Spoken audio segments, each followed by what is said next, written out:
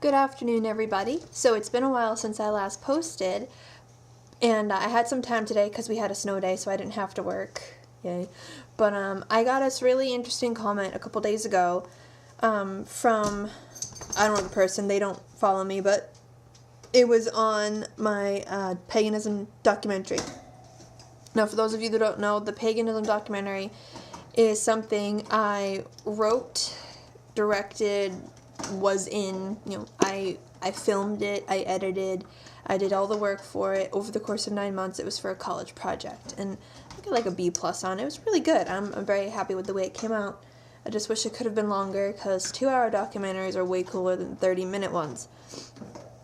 Now, this person is either fluent in sarcasm, and I didn't pick up on it, or they are very ignorant, or they're just a troll. Those last two seem to kind of go together. Somebody who's a troll really doesn't have anything better to do with their life than say ignorant things and mean it. It's really quite sad. So, I would like to talk about the points that this person brought up in their comment, because some of them, now I've heard many stereotypes about pagans and paganism and everything in between. Some of these I've never really heard before. So it's quite interesting. This person has given me new material to work with, and I love it. I love learning new things about what people think about me, and think about us, and think about paganism and this and that. It's great. I love learning new things.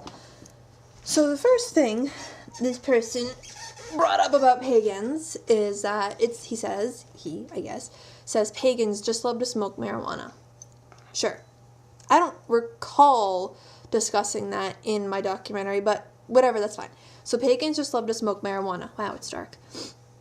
Now, marijuana is kind of having a renaissance, I guess. It's now illegal to smoke in a few states, Colorado, Washington.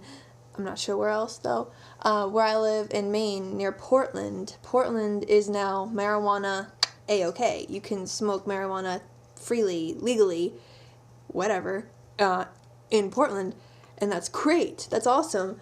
But what I find really interesting is that marijuana being a completely harmless plant, a drug, not even a drug, it's a plant, you smoke it, whatever.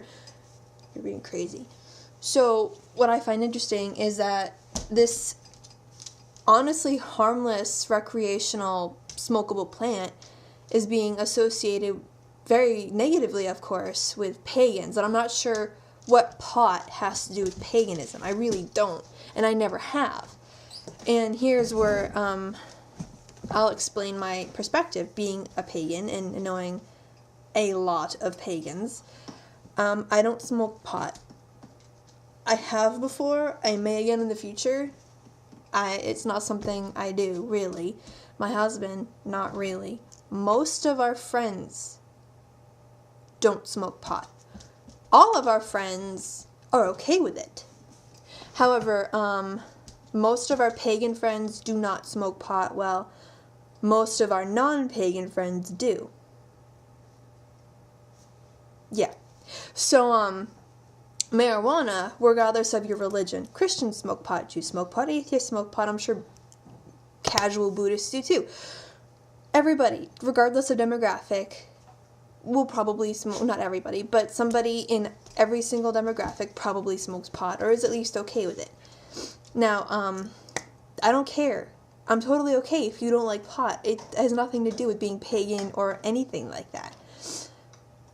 So, I'm guessing this person has this image in their head of people smoking pot to excess, which, of course, people do. I don't know any pagans who do, though, and I've met hundreds of pagans over the past decade. Maybe hundreds. Are you focused on the aspect of getting so high that you're almost just completely intoxicated, reckless and carelessly intoxicated? Is that the image of high or of pot smoking you have in your head? Because if you do, it seems like you've been, I want to say brainwashed, but I'll say brainwashed by propaganda. Those commercials that make pot sound like crack, which is totally crazy. People smoke pot when they're quite ill. When I was at my sickest a few years ago, that's when I smoked marijuana the most, because it made me feel hungry. And when you have an issue like I have, where you can't eat, or you have cancer, or whatever you have, I won't, give away information, but I know people who smoke pot and they don't have cancer, they have other issues wrong with them, and they do it just to be comfortable. So that judgment that pagans just love to smoke marijuana, the concept of the pot smoker is not what it was in the 60s. It really is not. So you need to get past that. So moving on, the next thing was pagans love to worship false gods. Now that's a really interesting thing, because a few sentences later, this person brings up Christians, Muslims, Jews, atheists, deists, and Buddhists. Now, I think it's interesting to note that he seems to hold up all those things I just mentioned far higher than a pagan, or than paganism. And here's where I think it's quite curious.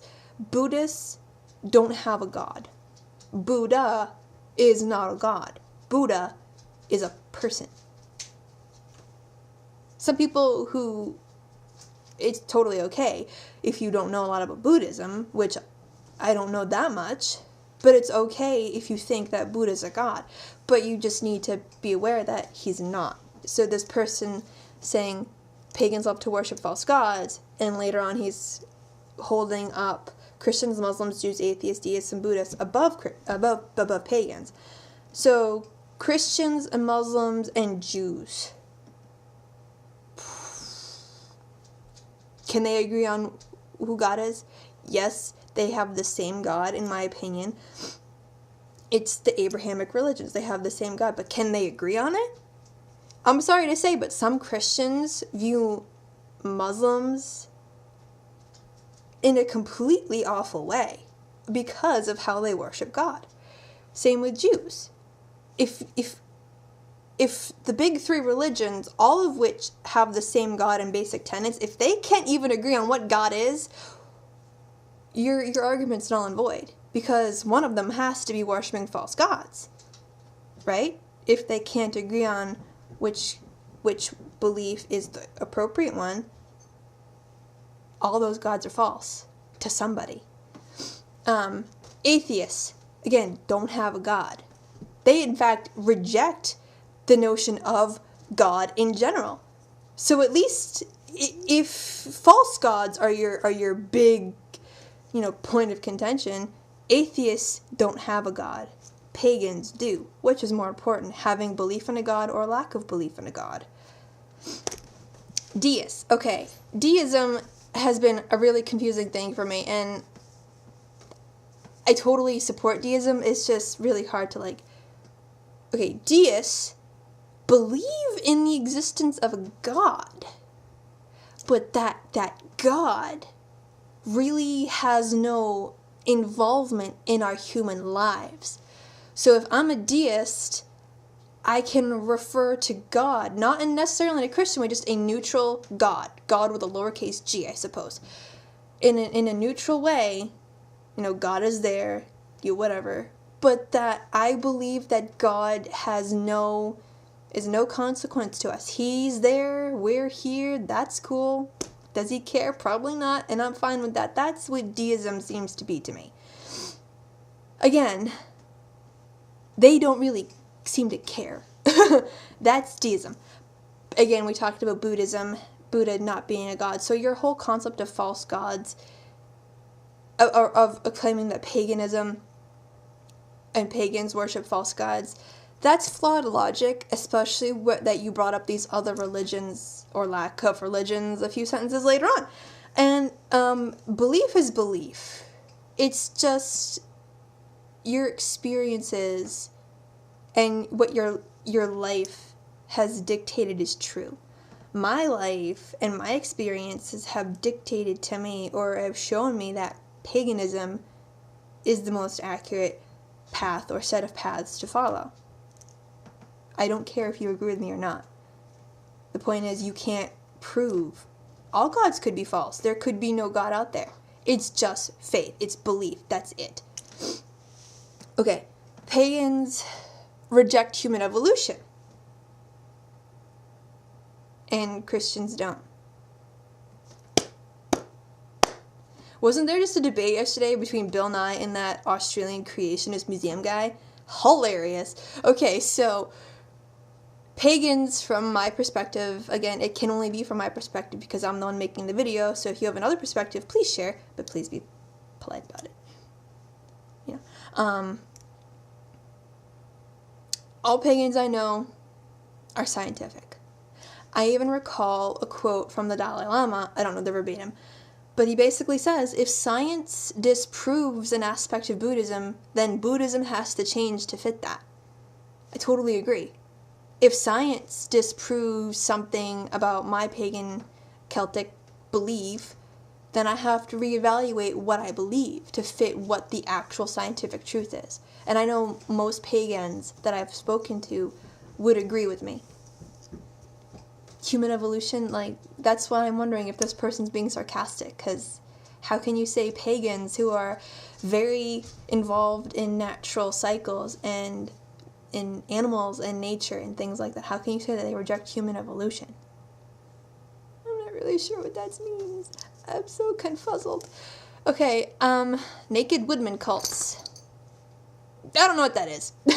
I'm just gonna say it right there. I have an idea, but I'm not even gonna entertain it because I've never heard anything phrased that way. Moving on. All that other backwards stuff. Okay, so in the event that this person's just being funny, that's fine. The point is, they've brought up some points that I've never heard before. I'm not sure what the other backwards stuff is. Again, your wit astounds me. Compared to us Christians, or compared to us, I'm not really sure. Compared to us Christians, Muslims, Jews, atheists, deists, Buddhists, etc., pagans just love to justify their hippie culture. I'll pause there. Pagans just love to justify their hippie culture. What's the justification? What is the justification? I've heard this comparison before, that hippies and pagans or hippies are synonymous with pagans. So what's the justification there? Okay, I know some hippies, younger, my generation, older, the original hippies, who don't identify as pagan. There are plenty of hippies I know of, or have met, who are not pagan. There are plenty of pagans I know of who do not identify as hippie. I don't identify as a hippie in the 1960s flower child sense. I like to refer to myself as postmodern hippie, in that the issues we're fighting for, healthcare, women's equality, equal marriage, things like that, the issues are different than they were in the 60s, but the spirit of revolution is the same. That to me is what a hippie is. I'm sure people associate being hippie with free love and hardcore drug use, being dirty, being gypsies. I'm sure there are still people like that. It has nothing to do with whether they're pagan or not. I don't think it really even matters. Somebody who is very interested in nature and being in the woods and being barefoot and getting dirty and gardening or whatever a hippie is, there's probably many different types of being a hippie. That doesn't mean you're a pagan. Liking nature and hiking and animals doesn't have anything to do with being a pagan. There's a lot more to paganism than just that. You're just scratching the surface of paganism, if that's your idea of it, nature and all that stuff. Okay, so again, justifying hippie culture. So they can run wild in the trees all naked while being ignorant about what we civilized modern-styled folks do. I have heard that before, although not quoted as such. I've never done a sky-clad ritual, and I only know like one person who has. I'm not talking about doing it alone in your apartment, just you. I'm not counting that because it's you alone in your apartment, whatever. I've never been a part of a sky-clad ritual outside, indoors. And all that means is what you've gotta like remove yourself from the taboo of nudity. It's just a body. All it is just a body. I think over time we've been made to believe that nudity in and of itself is just dirty. And it's not. I think the same people who think that breasts are sexual still hold that breasts are not sexual, they're maternal. They can be used sexually, but then again, so can a carrot. So, you have to really free your mind of all the taboo surrounding nudity, because there's nothing wrong with it. As long as it's consensual, there's really nothing wrong with it. Being ignorant about what we civilized modern style folks do. Okay, so civilized. I'm going to associate, the whole concept of civilized and modern style with aspects of of morality. Morality, we like to say, is universal. It's not. So when you say civilized, I'm thinking maybe you're thinking morals and lifestyle, things like that. And I'm going to say that the concept of civilized is also not universal. I look at some civilized people. 2 cars, very large house, lots and lots of money, very idealistic, wasteful. The American dream, let's just say. Couple of kids, regular vacations. And I look at that and I'm like, that's what civilized is. They go to church. Sure, that's great. I look at that, I don't see civilized. I see irresponsible in a lot of ways. Do you know what I mean? Wasting money, polluting. In my town, we didn't have a recycling program at one point. That to me is irresponsible and not civilized. So again, the concept of civilized and things like morality, they're not universal. They differ from person to person, culture to culture. Modern style. Last I checked, I was also living in the 21st century. I drive a car. I wish I didn't have to. I know, I live in a house with 4 walls and insulation, heating, plumbing. I have a toilet. Modern style, again, what does that mean? Because I live here too. I'm a part of this society. I'm a part of this culture. I have 2 jobs. I go to work every day. I contribute to society. I contribute to the economy as best I can. I am college educated,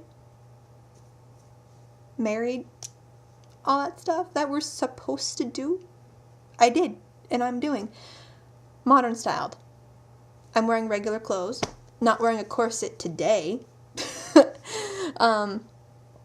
They're just too eccentric, ignorant, superstitious, and stoned to be in our society of rational thinkers and citizens. Okay, so since when is this your society?